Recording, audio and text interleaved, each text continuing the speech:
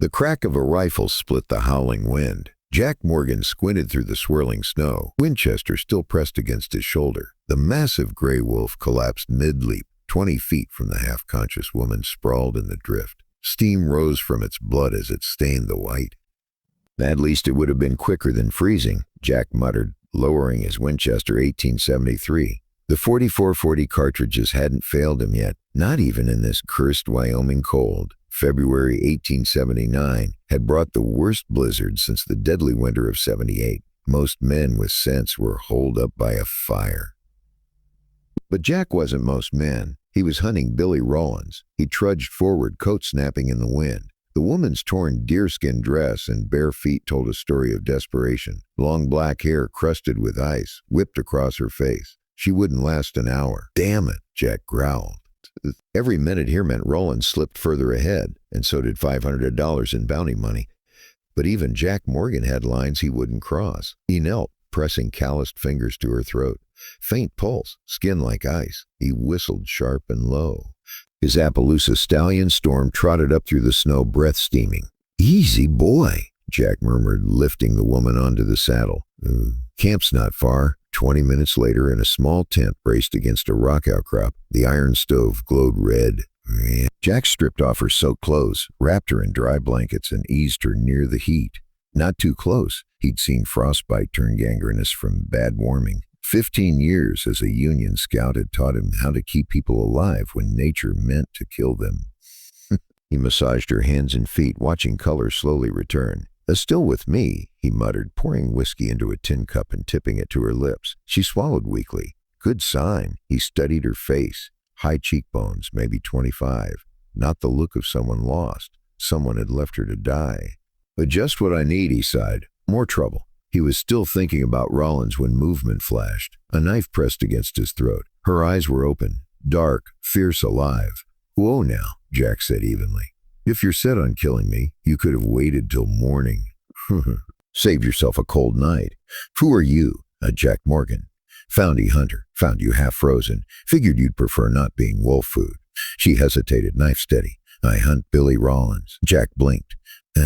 Well, that's a coincidence." Her voice hardened. "He killed my husband, my brother. 1 year ago, his men burned our camp." "We're Apache," Jack said quietly. She didn't flinch. "My name is Sarah." Jack nodded toward the knife. "If I wanted you dead, you'd never have woken up." After a long pause, she lowered it. "Rawlins leads men with death in their hearts," she said. "I've met his kind," Jack replied. "He robbed 3 banks this month. 2 dead. One of them my friend." Sarah's gaze was steady. "You hunt him for money?" "And you, or for blood?" Jack almost smiled. "Revenge might keep you warm, but it won't keep you alive." By dawn, the storm had eased. They broke camp in silence. She rode behind him on Storm until they reached a small trading post, where Jack borrowed a second horse and fresh supplies. Sarah repaired her clothes with sinew and rags, her hair braided tight. In daylight, she looked younger, but her eyes were carved from stone. "Rawlins heads north," she said. "Widow's Creek. Gold train comes tomorrow." "How do you know?"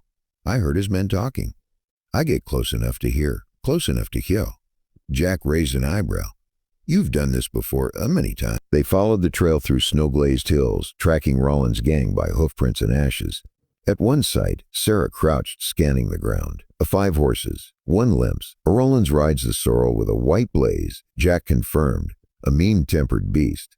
Like its owner, they think no one follows." "They're wrong," Jack muttered. Among the ashes, he found a half-burned map, military markings, coordinates, and a name that froze his blood. "Eagle Ridge." "That's Apache land," Jack said. "Was as Sarah replied bitterly. "And now it's a mine." "My village stood there before Rawlins and soldiers came." Jack frowned. "Soldiers? Led by a Captain Morgan." Jack froze. "What name did you say?" "A Captain James Morgan. I saw him give the order." Jack's pulse hammered. His brother James had been reported dead at Gettysburg 16 years ago. Ew.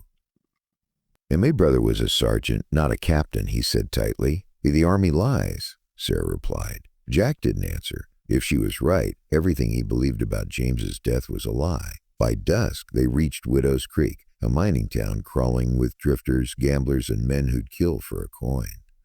They entered separately to avoid attention.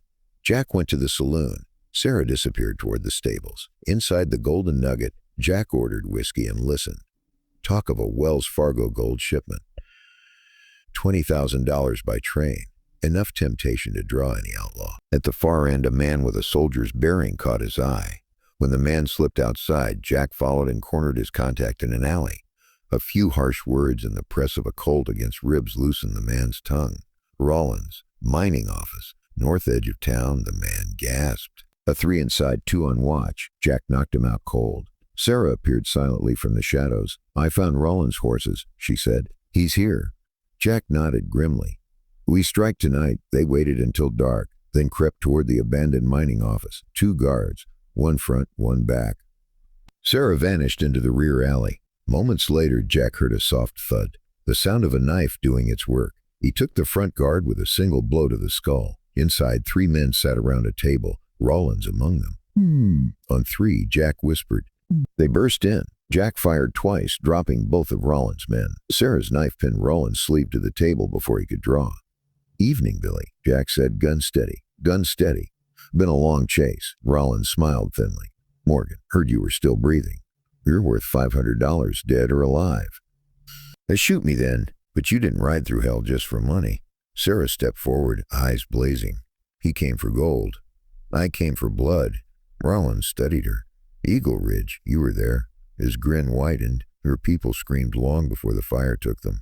Sarah's knife pressed to his throat. Jack barked, "A hold!" Listen to him. Rawlins sneered. "He gives orders just like his brother."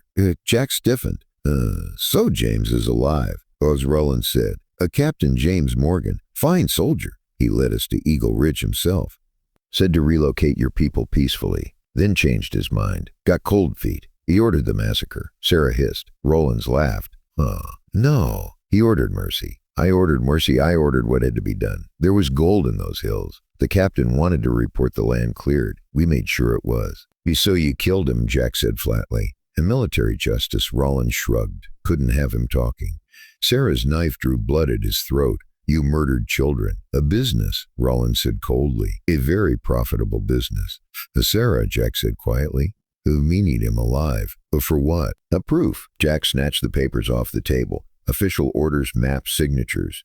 "Evidence. James didn't lead a massacre. He tried to stop one." Rawlins gave a hoarse laugh. "You think the truth matters? Men who gave those orders wear silk suits now." Jack's voice was steel. "Now." Jack's voice was steel. "Maybe. But they'll hang if I have these." Sarah's hand trembled. After a moment, she lowered the knife. Rawlins grinned. "Wise choice. Now if you'll..." The shot came from the doorway. Rawlins jerked, blood blossoming across his. The guard Jack had knocked out was up again, revolver shaking. Sarah's knife flashed through the air and buried in his chest. Rawlins sagged, gasping. "Your brother left something for you." He pulled a blood-stained envelope from his coat. Who said if anything happened, find Jack. He died before Jack could answer. Jack tore open the envelope. The handwriting was James's, dated 2 weeks before Eagle Ridge. "Jack, if you're reading this, I've likely met a bad end. Bad end. I was wounded at Gettysburg, but lived. I took a new name, new commission. I've uncovered something rotten. Massacres disguised as battles, all for gold and railroads. I've included proof, names, orders, signatures. Men in Washington, even generals. If I fall, find the Apache woman called Singing Bird. Her people were at Eagle Ridge. She'll know the truth. Your brother always, James." Jack looked up slowly. "The Singing Bird," he said. Sarah met his gaze. "My true name, before vengeance." He folded the letter carefully. "We'll take this to a marshal. Maybe it'll buy your people justice." "It won't bring them back," she said softly. No. But it might stop the next massacre." Dawn broke as they rode from Widow's Creek. The surviving outlaws were turned over to the sheriff with a simpler version of events. In Jack's saddlebags rested the letters, copied and addressed to editors in Denver and Chicago. At a ridge overlooking the valley, they halted. "Where will you go?" Jack asked. "To my people. What remains," she said. "They must know the truth. And the gold?" She stared toward the mountains. "Let white men kill each other for it. My people need justice, not wealth." Jack nodded. Justice is rare out here." "Then we make it less rare." They sat quietly as the sun turned the snow gold. "Your brother," she said finally. "He tried to be good at the end." Jack nodded. "Seems we both misjudged him. Too late to tell him, but not too late to finish what he started." When they parted at the crossroads, Jack handed her his spare revolver, a better than a knife sometimes.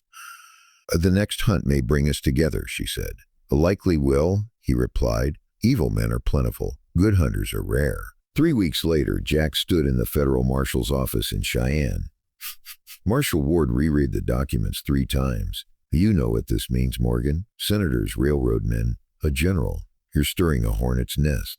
A justice, Jack said simply. For my brother, for her people. Ward sighed. No promises, but I'll see it reaches the right hands. He paused. A telegram came for you. Jack opened it. Morgan stopped. New gang terrorizing Black Hills stop. Led by Apache rider on Black Horse stop. 5 dead stop.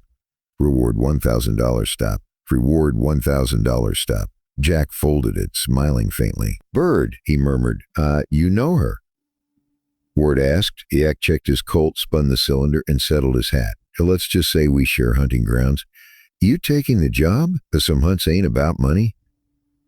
Outside storm pawed the dirt. Yak swung into the saddle, turning north. The wind was soft now, spring creeping across the land. Hunting season's still open, boy, he said. And we've got bigger game than outlaws now. The West was changing, railroads rising, cities spreading, but some things stayed the same. Justice was still rare, truth was still dangerous. And the hunt never really ended.